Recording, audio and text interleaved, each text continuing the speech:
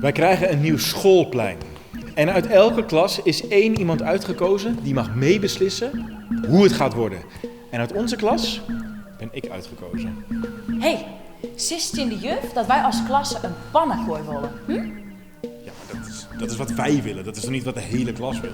Nee, maar als dan heb ik geen plakje meer, is er geen plak meer vrij om te voetballen. Ja, en ik weet zeker, elke keer dat wij moeten watchen, die wil een pannenkooi. Ja, dat is wel zo, maar... Ach, kom op jongen, doe nou net zo dreig. En trouwens, doe maar eens beslissen. Nou kennen je het bepalen? Nou kunnen wij hier een pannenkooi krijgen? En dan doet het zo lastig. Ik begrijp er helemaal niks van. Wij willen toch zo'n pannenkooi? En trouwens, ik weet zeker, als die pannenkooi er is, dan vindt elke niet het hartstikke leuk. Let maar op.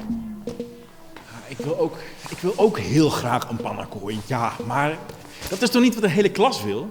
En daarvoor ben ik uitgekozen om te zeggen wat de hele klas wil. Wat zou jij doen als je namens de hele klas mag meebeslissen?